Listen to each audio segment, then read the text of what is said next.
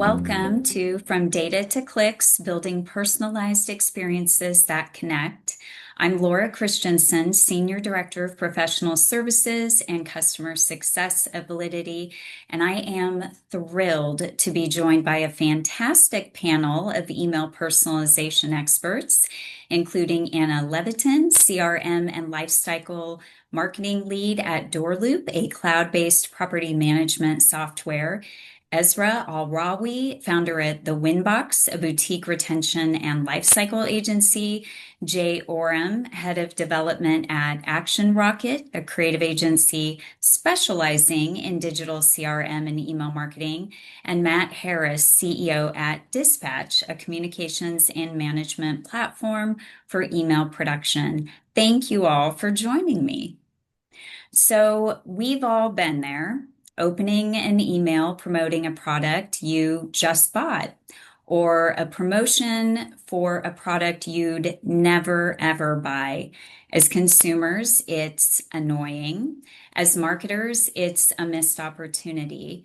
Your subscribers want you to know them, but they don't want to feel like they're being watched. So, to start our discussion today, have any of you experienced a moment where personalization went wrong? Jay, let's start with you. Luckily, mine nearly went wrong, but didn't actually go wrong. So it was right at the very last minute before we hit send. But we were putting together some personalization stats for a game where we were personalizing to say how many times you'd played the game, the points, the levels, etc. you were on. And just before we were sending it, we had a thought of, are we sending it to all the people that haven't played in the last year? And would that be really bad? So yeah, at the very last minute, we stopped that mistake, but it was very, very close to sending an email to lots of people to say, hey, you haven't played this game for ages and we have no idea where you are. So yeah, we were very close, but we nearly did it. Good save, Jay. Anyone else? I would say that I'm still trying to get these big department stores to stop sending me suggestions for men underwear when I have not visited or added to cart on their website. So it's very interesting. The only reason I say that is because a lot of people draw inspiration from big businesses and how they do email right. But yeah, they just keep sending me men's stuff, and I it's interesting.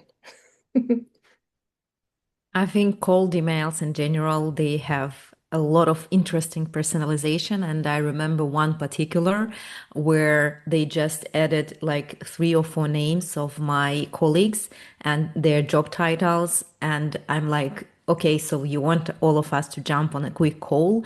And for me, it's not a personalization. It's just saying, okay, I know how to search people on LinkedIn and use their exact job titles.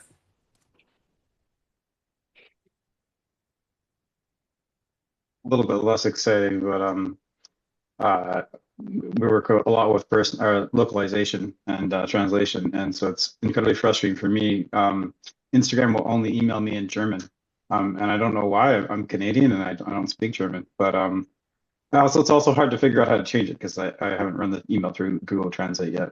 But it's been a couple of years now, so maybe someday I'll change that preference. But I'm still getting German emails from Instagram, so kind of fun. And learning German along the way, right? So clearly, personalization can go terribly wrong. And we hear a lot about the importance of email personalization, but talking or reading about it is different than actually doing it. What would you all say is holding teams back from personalizing? And what practical tips do you have to actually execute on personalized campaigns? Anna, I'm going to start with you. What are your thoughts? I think the main challenge is with that we usually one man band or one woman band, and oftentimes personalization requires a lot of time when it's done manually, and when we need to and when we want to automate it, it requires extra budget, and we know email is free, so it's difficult to get a green light for this extra budget or like another teammate. So I want to share one practical tip from the time I used to work at Powtoon. It's a video creation platform subscription model. We had a lot of our free users converting to paid users through webinars. So in the registration form, for example, we added a non-mandatory field asking what is your biggest challenge with and the topic of the webinar. And surprisingly, we had quite a lot of responses. So we run all the responses through AI and use like the specific wording in next subject lines and next emails and next social media posts. And yes, it's yet manual, but why it's good because it's quickly to execute and it gives the understanding and like power for personalization and can be scalable according to a different person. And with this data, with this dashboard, like you can come to your C-level and see and say like, look, it's working. Please give me a budget for another software. We're always looking for ways to get more budget, right? So that's a great example. Anyone else? I'd say, just to piggyback on that, not just having a budget, but I believe that a lot of teams get data overwhelmed. They collect a lot of data, but they really don't know how to use it. And that kind of holds back to what is the point of actually collecting this data? Why are we collecting it?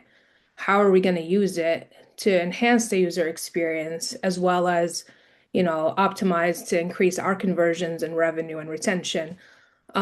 Which I think that's where like the cross section is happening right now. You see a lot of teams that just zero party data, and I'm like, okay, so what are you gonna do with that? And they're like, I don't know. I just know this much information about somebody.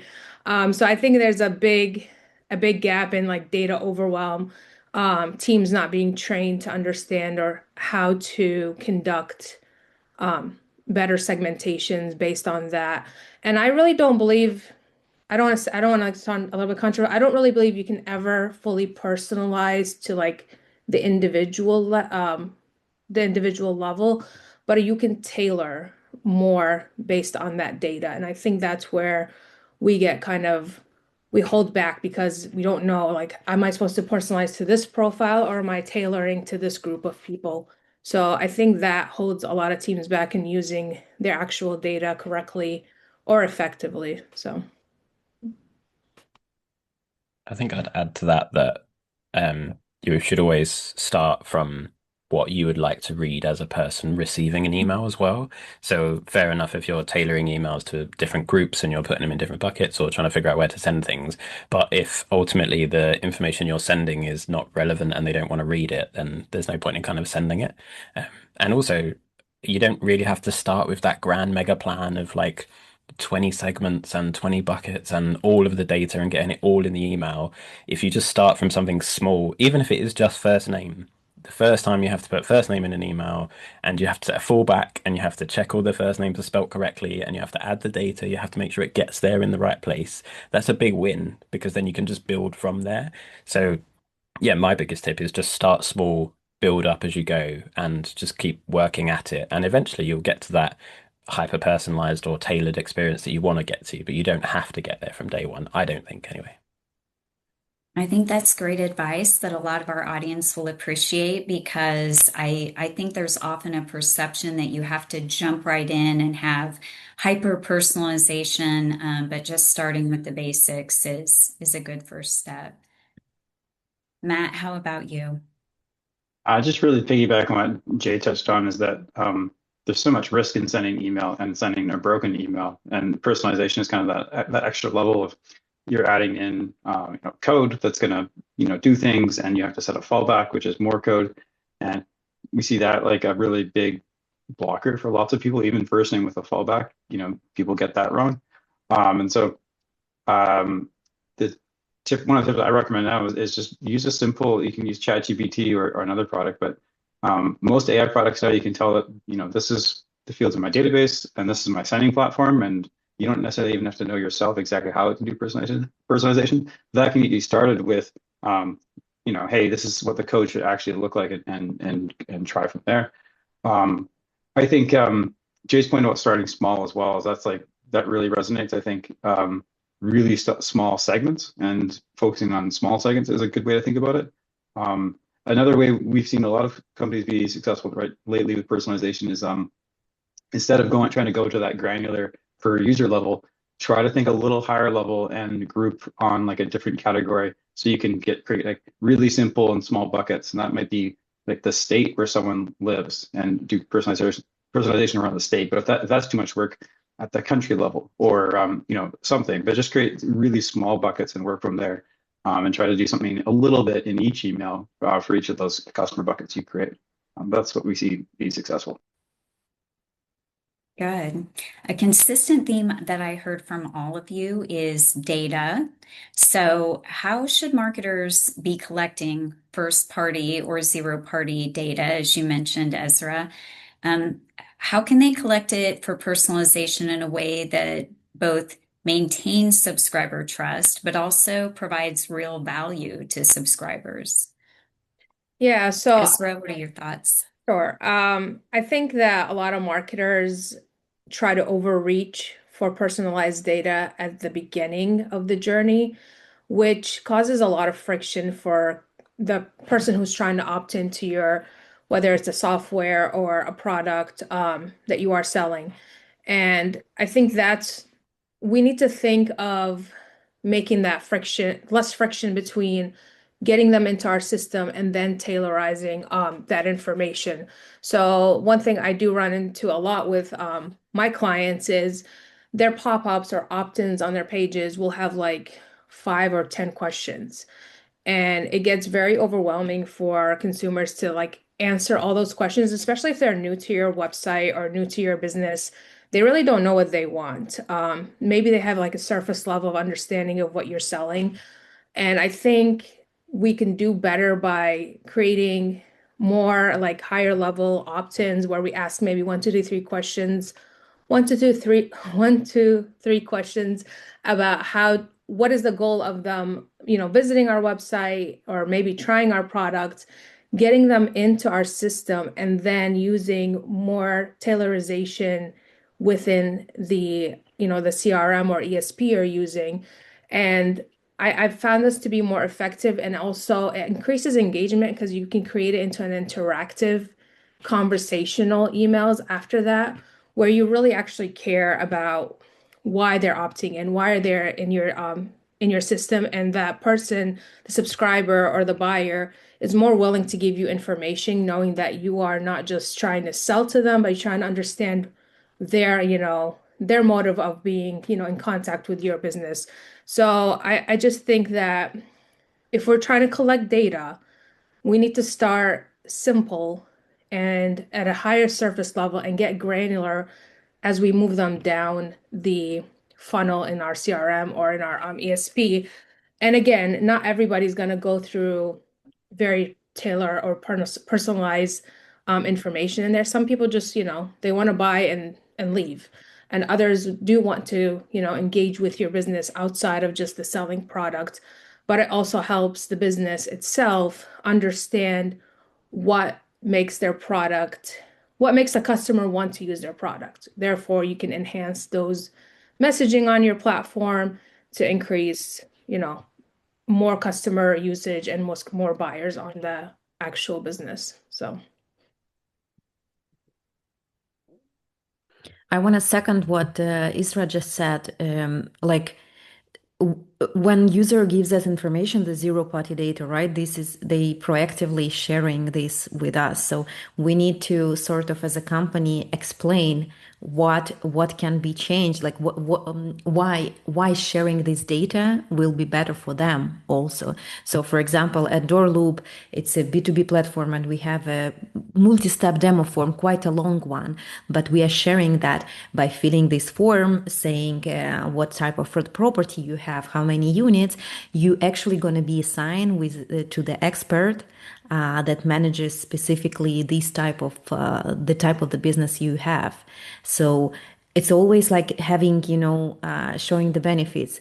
Of course, on the back of the form, we have like a lead scoring process, and sometimes we even disqualify users after the first step. But they should understand the benefits of zero-party data. And also, from my experience from Powtoon, like when we ask the question or we ask them to fill, oftentimes, like this is dynamic data. It doesn't mean that the job title stay the same, that the company size is the same. And for B2C, it's like preferences, sizes, location. So ideally, we need to keep an eye on this and ideally to update this. And regarding the first party data is like for me usually it's about like the platform adoption to see how they perform, what the features they use, and this is the perfect trigger for onboarding flow. Instead of just using trigger that says okay every 4 days send an email, just use the trigger about the feature. Okay, if they used the specific feature, if they didn't, like, and move to the next step. I think that's a great point that you raised about don't just set it and forget it. I hear that all the time in B2B marketing in particular, that contacts leave the company and there's someone new, but they're still personalizing with that old, outdated information. Matt or Jay, I'm going to turn it over to Yeah, you. Any thoughts? I'd follow up on one point Anna made is that I think onboarding obviously a great place to collect first party or zero party data, but progressive onboarding I think is kind of like what you should be moving towards. So maybe if you have an onboarding questionnaire, like do you need, if you have 10 data points you want to get, like do you need to ask those all on day one? Maybe that could be broken up into day one or and day three, and make it like a little more digestible. And that is just kind of like whatever the cadence is that makes sense to you, but you don't have to ask for all the data up front in the first user experience. It's kind of a lot. It's like, you don't sit down on a first date and just ask 20 questions and then go. Like you got to learn about someone progressively. Something else, I've seen some brands do this really successfully, but you can periodically just in your marketing emails poll people for preference changes. It can be very simple too, like give them a binary option of hey, would you rather hear more about sports cars or trucks? And use the click-through data from that to be like, oh, okay, like we're putting you in the sports car bucket for a couple months or something like that. And I think that's a personalized campaign. Most ESPs you can build something like that and track it back to your database and pull back in like, hey, they click through on this component and use that to personalize further. But I think it's one thing we see really successful that like to keep some of that data fresh, which is something to keep in mind. The final point, though, I'll just reiterate, I feel really strongly is that if you're asking for people for data, especially in an onboarding, like you really have to use it. There's a hair product company out there that has like an amazing extensive onboarding, like it's very complicated, but they actually do follow through. Once you do that onboarding about all their hair products, they follow through, and everything about your product experience, both on the website and email, is incredibly tailored to what you did. And so it's they ask for a high amount of information at the very front, but then the entire product experience like follow throughs on it and uses that information. And if they didn't do that, it would be pretty frustrating as a user. And I know other brands I've experienced, extensive onboarding, and then you just get a basic experience, and it falls flat. So I think there's a kind of like a contract you create with someone when you're setting expectations. If you give us this information, we're actually going to use it in a way that's helpful to you. I'm just surprised no one said they were scraping LinkedIn or just like, buying lists. What's going on? Am I doing it wrong? No, I'm serious. I think like everything everyone said, I can't really add much more to, but what I would say is that constantly think about what the user wants, like I mentioned before, and then just keep asking them because, like everyone said, they change their minds, things change. Like, maybe you've had a child, you haven't had a child, you've had a second child. Like, if you've bought baby products, you're not going to buy them over and over and over again after they're like 5, 6 years old, that kind of thing. So think about continually asking, what does my user want? And there's no there's this misconception of like, oh, we have to hide that we're doing personalization. Like, we're going to trick people by giving them a pop-up, or we're going to inadvertently like track their clicks and see what they do. There's no reason why you can't just straight up ask someone and be like, do you actually like these emails? Do you want to keep receiving this stuff? Like, there's no reason why you can't just go direct to the source. So think about that when you are trying to get data. It doesn't all have to come at once, like Matt said. So yeah, keep thinking about it and keep talking to your customers. And something that a lot of people have spoken about recently is you can reply to emails, and inboxes are asking people to reply to emails now. So you don't have to rely on questionnaires or forms or pop-ups or clicks. You can just say, reply to this email and just let me know stuff, and then figure out what happens from there. I just want to put a final note on what everybody said. I think this is a very big missed opportunity is updating the data, especially if you have a product that has a life shelf and it basically expires. For example, I haven't had a kid since 2022. I still have a brand sending me maternity clothes suggestions. They have not updated, like the updated preference is a great thing to keep on loop, maybe quarterly or during or understanding your life cycle of your product and sending those campaigns out like, hey, update us on what's happening in your life.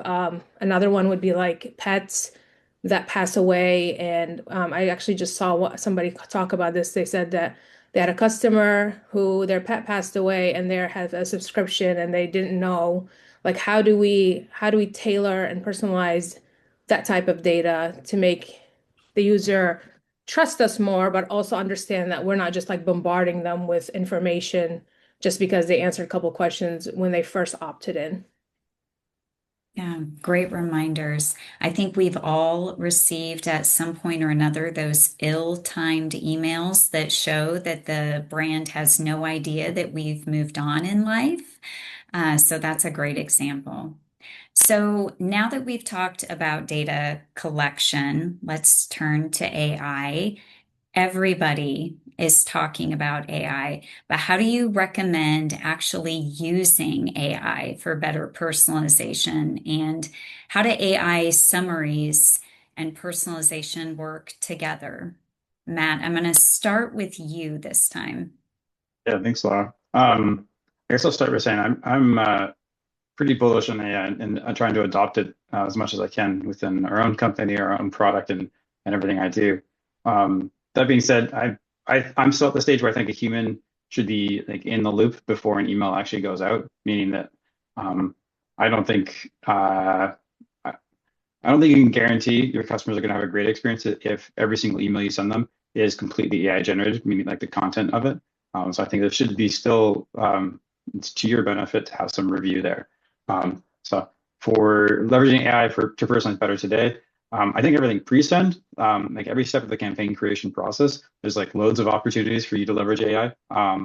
For personalization in particular, I go back to combining, like take your marketing brief and kind of like a not actual customer data, but like a sample customer of what your customers look like in your database, and just use that together with AI to generate personalization ideas. I think generative AI in particular is like really great as a creative product to help you brainstorm and try different things. If you want to personalize into 3 buckets, but you can't figure out what those 3 buckets are, take your marketing brief and a sample customer from your database and ask it, hey, I want to create 3 different customer buckets, and this is what the data kind of looks like.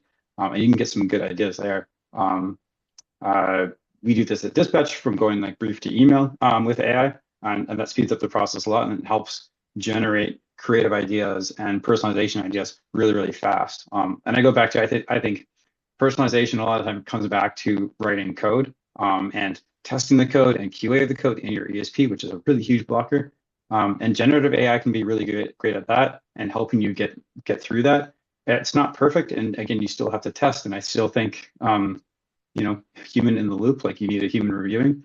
But those are some of the biggest opportunities right now. I think it's just pushing the creative process faster and giving you more ideas and helping you kind of like just understand what you should be trying there. That's my thoughts, Laura. Great feedback. Anyone else? I know I chatted to Matt the other day, and we were saying that Gen AI is all about getting past that blank page problem that you're like sitting there looking at all that data, and that's really what I feel like that's what Matt was kind of getting at. That like, yeah, you can ask it the questions, and then it'll give you something, and then you can actually work through it, play it through in your mind, talk to the other marketers on your team or the data people, and say, does this match with what you're doing or not, and try and figure that out. I was also thinking about AI from another point of view of like how people are receiving emails and using AI to receive emails. So I actually think AI summaries are great for us email marketers because what they're doing is allowing you to have a massive long subject line about all the information that's in your email without anyone opening it. And then you get the exact people that want to open your email and take an action. So I think it's a really positive thing. And I know that there's like loads of different ways that you can kind of summarize an email and do bits and pieces like that. So I think, yeah, a code tip, if anyone is working on some code and trying to figure out how to get AI to kind of get summaries and better and answer, be like the right description for your emails, is after you've added your preview text hack, so after that spacing bit, add a little summary for what your AI should be and keep it hidden. So no, like it's only there for the AI. And generally that we've seen a really great success with that. So giving that a bit more information to AI specifically, programmatically in the background, so not shoving a load of words in your email, just will allow the AI to really help get your emails kind of personalized to the user with summaries as well. So yeah, I think that's another way you could use AI in personalization. That's a great tip. I think there's opportunities, two ways to use AI in email marketing. One is for the ESP, like the email service platforms and the CRMs, and that is implementing AI to help with data overwhelm. So while there's a lot that's been going on the last year with AI, these tools coming out where they ask you to basically integrate into your USB, pull the data, and they give you information. Where I see there might be some privacy, compliance issues there where you are infringing on privacy. I do not recommend anybody pushing private data of your customer base into another software, especially because it can be given away. Make sure you understand all that before consenting that because you can get in trouble for that. However, ESPs and CRMs can integrate AI into the system that already houses that information to help businesses basically decipher this data, the personalization data, and give you better categories in basically tailoring to your customers. So that's one way I can see AI being beneficial within the CRMs and the SPs. The other one is that Jay mentioned, the AI summaries, which creates relevance in the inbox, which helps businesses see what type of campaigns or messaging or content we are sending that's really being open clicked and converted. But it also helps a subscriber kind of, we're in an age where our inboxes are overwhelmed. There's tons of emails every single day. These summaries are not our enemies. They, I think, help subscribers, decipher what emails do they really want to look at, and these summaries help you understand before even opening the email. But again, there's opportunities everywhere. I think we are just like scratching the surface, but it can be useful just being used, but it has to be used carefully is what I want to say in that. I want to Yeah, add I'm really, something on the topic of summaries. Like eventually, I think we will move to the fact that the copy body, the main body, like the main copy of the email, will be written for AI summaries, while the sender name and subject line will be yet remain for humans to read. And this brings me actually to another question, like I expect that a lot of brands will do the creative stuff and test like their sender names, change them, and like to expect, open rate to get higher. But will like Google, Yahoo limit these opportunities? And also, this is actually the question for our chat that I see is very, very active. Like, for example, from the legal standpoint, right? Oftentimes there are like up to sales up to 30%. And I know that summaries are not always that accurate, right? They can say like sales 30%. So if users will receive this kind of misleading emails, who is responsible for that? Not brand, probably like AI tool that was used in their inbox. Interesting. yeah, I know there's been a lot of industry chatter about that. Marketers definitely have some strong opinions about those summaries. And I also just want to note as well, Ezra, I so appreciate you bringing up the privacy and security concerns as it relates to AI as well. I can tell from our chat, our audience has lots of perspectives on this. Now that we've talked a little bit about the benefits of personalization, I want to talk through the flip side of that. So, what are some of the common pitfalls or misconceptions that marketers tend to fall into when it comes to personalization? And Ezra, I'm going to start with you. What have you seen? I think the biggest pitfall is that you have to personalize. I feel like marketers are pressured to think we have to collect data, we have to personalize, especially if you're a small or mid-sized business that doesn't have a big list that needs segmentation or tailorization or personalization, or your product is, I have a client that has one product. I mean, there's so much you can personalize around one product. So I think brands and businesses need to think about what is the benefit of the personalization. Is it going to help us? Is it going to help the consumer? And also, is it intentional? What are you trying to achieve with this personalization rather than just because everybody else is doing it, we need to do it?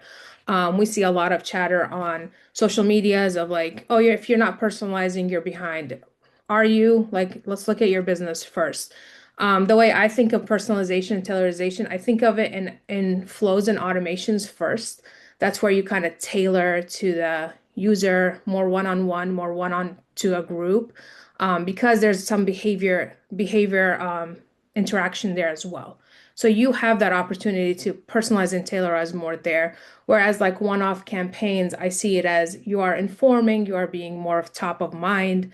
You can bucket those information. So the pressure of personalizing and then using it wrong. So like the biggest example I'll give you is in D2C e-commerce, the browse abandonment when somebody views a product and you send those emails. The message is always, we saw you window shopping, or we see you looking at this product like 30 minutes after somebody viewed it. They might even be still on your website and you're sending them this email like, hey, I'm spying on you. So it's a turn off and it creeps people out. So what I say is ask yourself, do I need to personalize? And then what is the goal of me personalizing this content to these users? Is it going to benefit them to help them make decisions in their buying decisions? Or is it going to benefit us to understand how we can enhance our product and our user experience to help the customer and the subscribers? So that, yeah, I think that's where that's the pitfall that marketers fall into is personalization is a must. And I just see it as a case by case thing based on the business and the brands.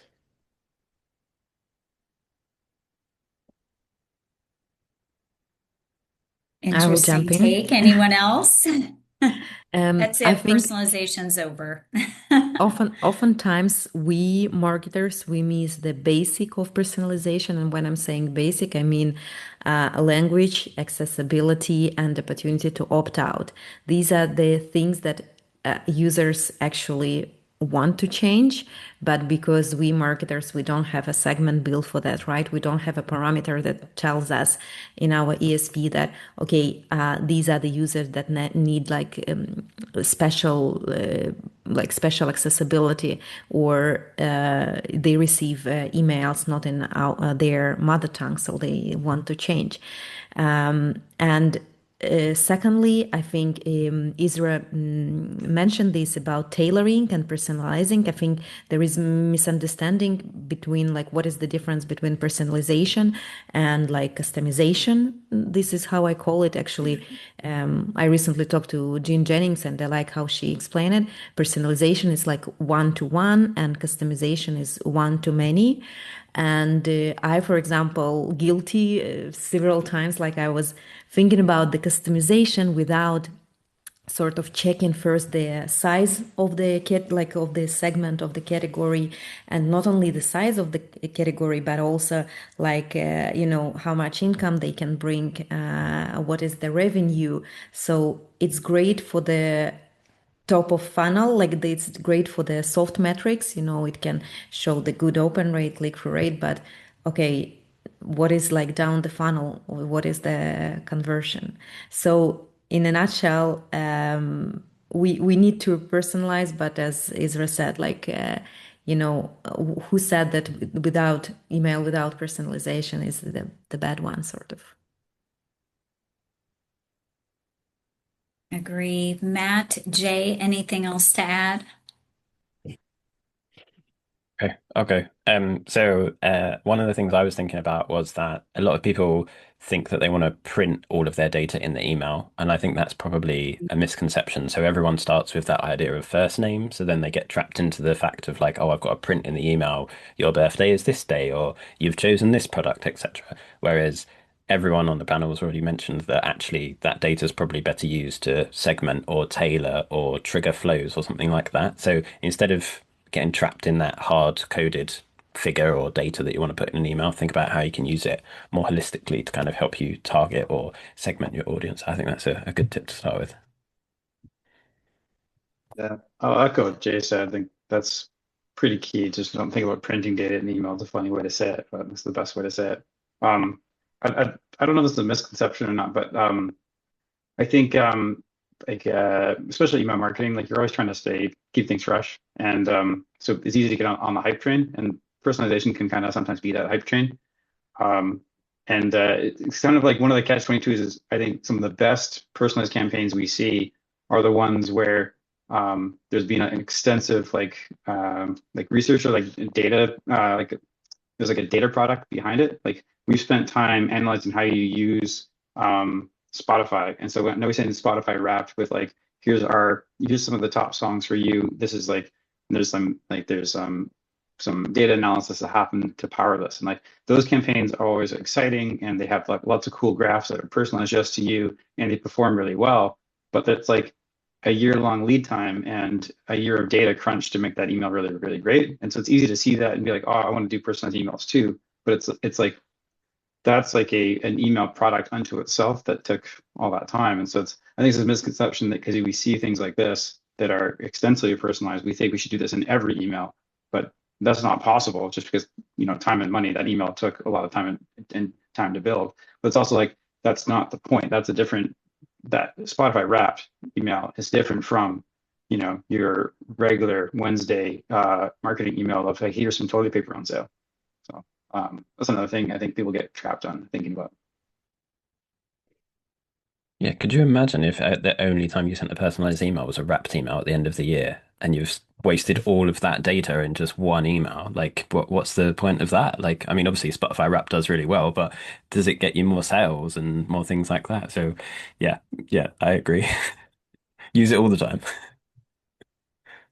Yeah, clearly, if database personalization was easy, everyone would be doing it, right? Just a quick time check. It looks like we have time for one final question for our panel. So to wrap things up today, what is your favorite personalization technique? Or alternatively, what technique have you actually had the most success using? And Jay, I'm going to start with you for this question. We've used AMP for email. So AMP allows you to kind of do a little bit more personalization within the email with interactivity within the email. So you can search, you can look for things within the email, and you can make requests to the website to get information.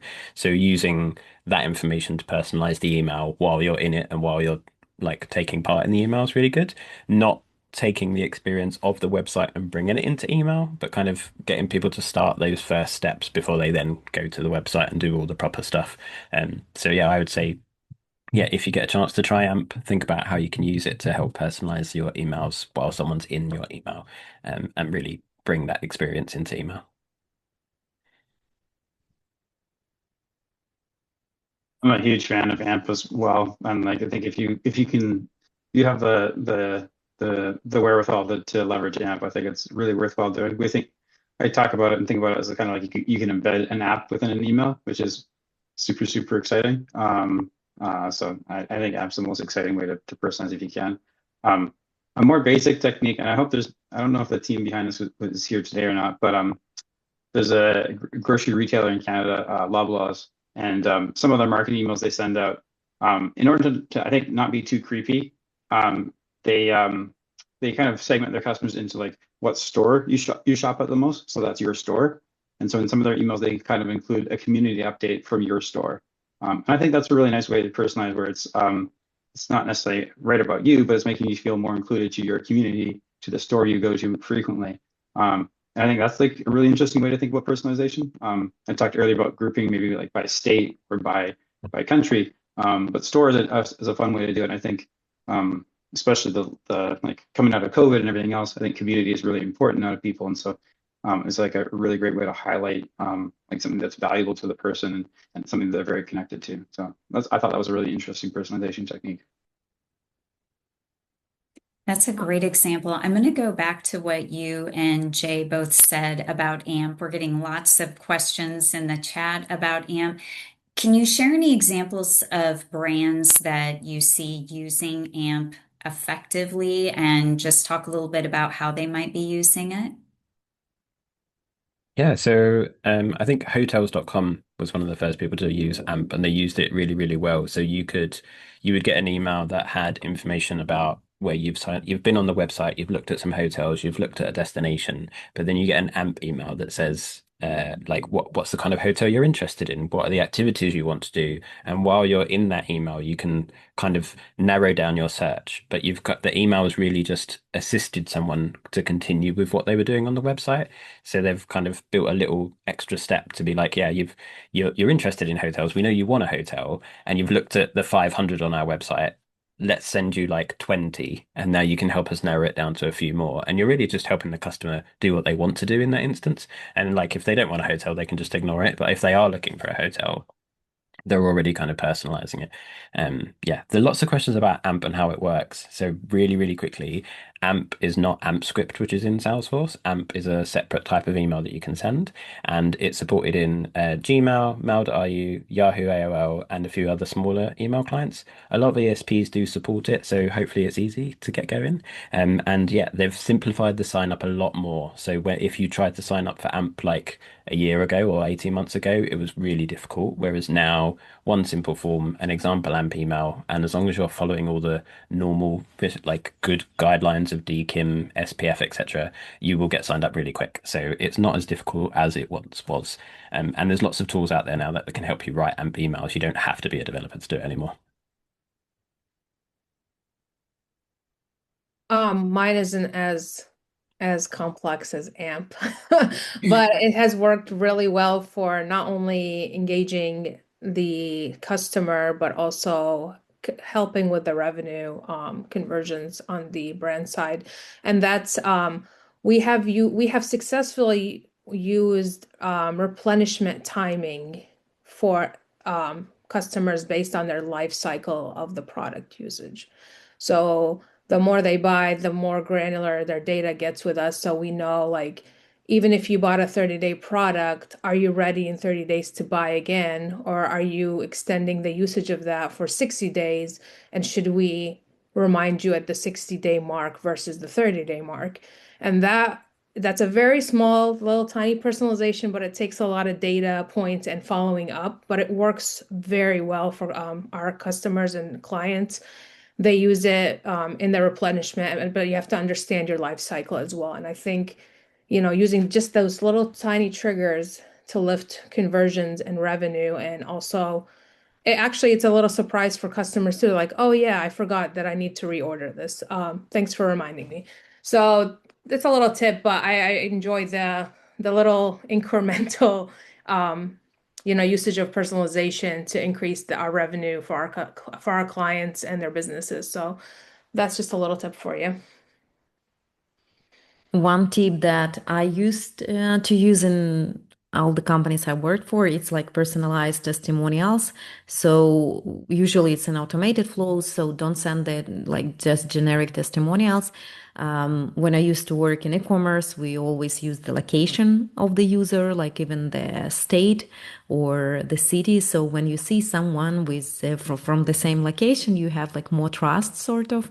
And now working in B2B and prop tech, we use like the same, the number of units, the same type of property. And we, again, because we don't use it like personalized one by one, we usually divide it into the categories and do this for the top performing type of properties, for example. But yeah, I think testimonials is oftentimes overlooked. Yeah, I love a good testimonial. All right. I am afraid we are already out of time. I want to give a big thank you again to our panel, Anna, Israa, Matt, and Jay, for sharing your insight and some applicable personalization tactics. And for our audience, if you want to learn more about how to create seamless personalized experiences, you can connect with any of our expert panel, or you can also head over to our virtual Validity HQ booth to ask any questions and continue the conversation. Be sure to tune in for the next session to learn where email marketing is headed in 2026, and enjoy the rest of Litmus Live.